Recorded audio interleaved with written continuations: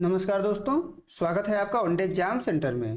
दोस्तों, आज के वीडियो में हम लोग रीतिकाल के नामकरण पर चर्चा करेंगे और जानेंगे कि हिंदी के विभिन्न विद्वानों ने रीतिकाल को किन किन नामों से पुकारा है।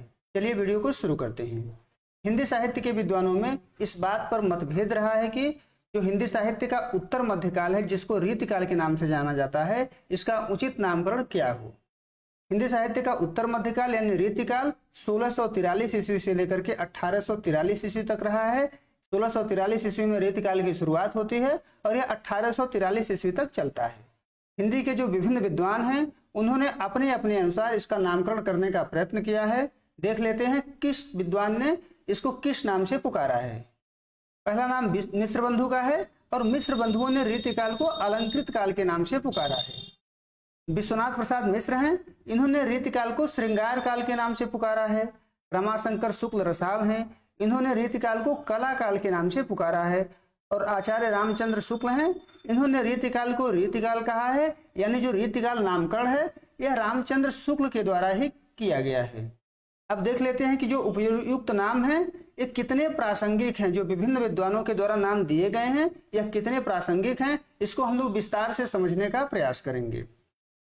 जो पहला नाम हमने आपको बताया था वो अलंकृत काल था, जो मिश्र बंधुओं के द्वारा दिया गया है। यानी मिश्र बंधुओं ने रीतिकाल को अलंकृत काल कहा है। रीतिकाल में अलंकार की प्रमुखता को देखते हुए इसे अलंकृत काल नाम दिया है। मिश्र बंधुओं ने देखा कि रीतिकाल में अलंकारों की प्रधानता है और उसी को देख करके इन्होंने रीतिकाल को अलंकृत काल नाम दिया है। मिश्र बंधुओं का मानना है कि इस युग के कवि कविता को अलंकृत करना चाहते थे, किंतु यह नाम उपयुक्त प्रतीत नहीं होता है। यानी अलंकृत करना चाहते थे, उस आधार पर भी मिश्र बंधु ने इसको अलंकृत काल कह दिया है, लेकिन यह नाम उचित नहीं है, क्योंकि इस युग में केवल अलंकारों का प्रयोग नहीं किया गया है। रस है, ध्वनि है, इस पर भी बल दिया गया है। इस नाम से रीतिकाल की जो प्रमुख विशेषता रीति निरूपण है वह भी छूट जाता है। यानी अलंकारों के अलावा भी बहुत सारी चीजें इस युग में हैं, जैसे रस का प्रयोग किया गया है, ध्वनि का प्रयोग किया गया है। और रीतिकाल की जो सबसे प्रमुख विशेषता है रीति निरूपण, रीति निरूपण जो है इस नाम के माध्यम से छूट जाता है। बिना लक्षण ग्रंथों को अपने भीतर समेटे कोई भी नाम इस युग के लिए उपयुक्त नहीं हो सकता, यानी रीतिकाल को अलंकृत काल नहीं कहा जा सकता है। दूसरा जो नाम है वो है श्रृंगार काल, और श्रृंगार काल नाम विश्वनाथ प्रसाद मिश्र के द्वारा दिया गया है। इस युग की प्रवृत्ति के आधार पर विश्वनाथ प्रसाद मिश्र ने इसे श्रृंगार काल नाम दिया है। यानी इस युग की जो विशेषता है श्रृंगार की प्रधानता, उसी के आधार पर विश्वनाथ प्रसाद मिश्र ने इसको श्रृंगार काल नाम दिया है। इनका मानना है कि रीतिकाल पर श्रृंगार का प्रभाव अन्य प्रवृत्तियों की अपेक्षा अधिक है, यानी रीतिकाल पर सबसे अधिक श्रृंगार का प्रभाव है, इसलिए इसको श्रृंगार काल कहना चाहिए।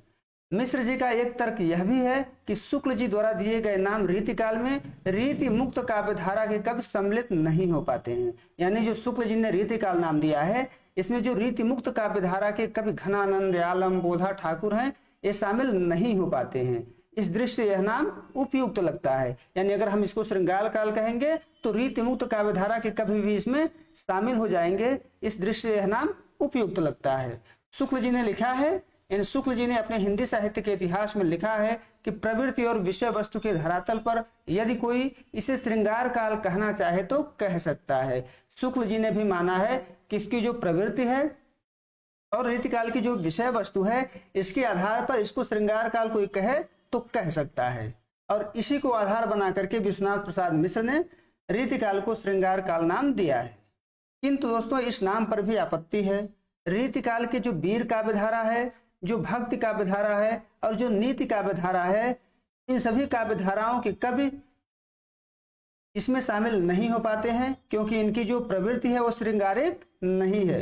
न तो वीर काव्यधारा के कवि, न तो भक्ति काव्यधारा के कवि और न तो नीति काव्यधारा के कवि इसमें शामिल नहीं हो पाते हैं। इनकी प्रवृत्ति श्रृंगारिक नहीं है।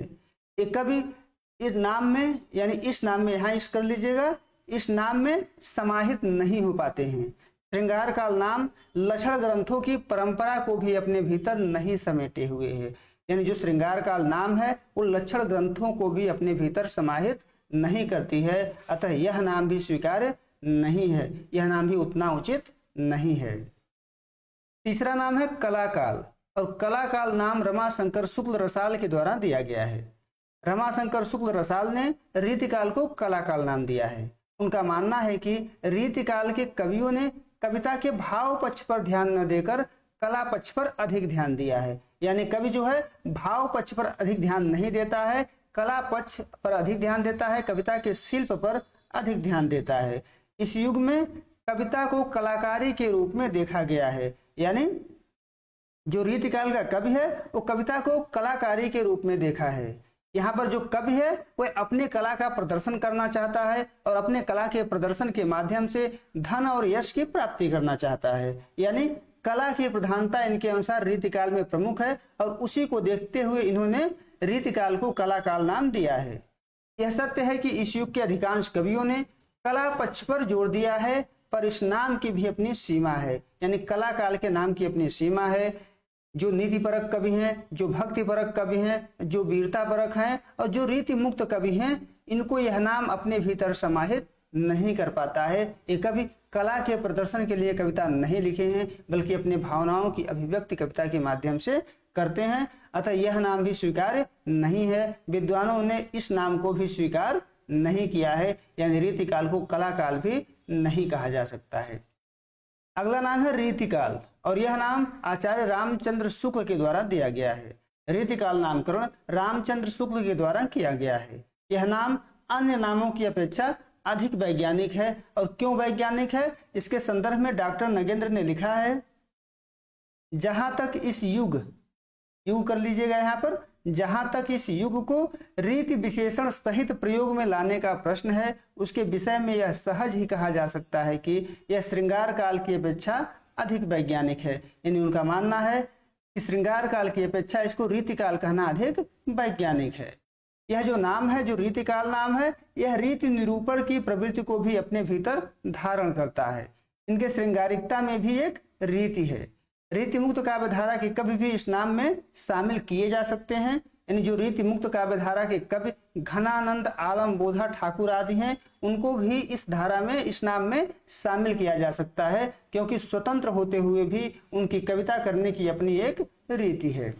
इसके अलावा जो वीर काव्य हैं, जो नीति काव्य है और जो भक्ति काव्य है, यह अपने पूर्ववर्ती युग के प्रभाव से निर्मित हुआ है। जो भक्ति काव्य है वो भक्ति काल के प्रभाव से निर्मित हुआ है और जो वीर काव्य है वह आदिकाल के प्रभाव से निर्मित हुआ है। फिर यह जो प्रवृत्ति है, यानी जो वीर काव्य है, नीति काव्य है, भक्ति काव्य है, यह प्रवृत्ति इतनी ज्यादा व्यापक नहीं है कि रीतिकाल कहने में कोई बाधा पैदा करे। यानी रीतिकाल के लिए रीतिकाल ही सबसे उपयुक्त नाम है। इसलिए जो रामचंद्र शुक्ल के द्वारा रीतिकाल नाम दिया गया है वही इस युग के लिए सबसे उपयुक्त नाम है। अतः विद्वानों ने रीतिकाल नामकरण को ही इस युग के लिए अधिक उपयुक्त और सर्वश्रेष्ठ माना है। दोस्तों, उम्मीद है कि आपको समझ में आया होगा कि रीतिकाल को रीतिकाल क्यों कहा गया है और विभिन्न विद्वानों ने इसको किन किन नामों से पुकारा है और क्यों पुकारा है और क्यों उनके नाम उपयुक्त नहीं है। अगर आपको ये वीडियो पसंद आई हो तो आप हमारे चैनल को लाइक करिए, चैनल को सब्सक्राइब करिए, वीडियो को लाइक करिए, शेयर करिए। बहुत बहुत धन्यवाद।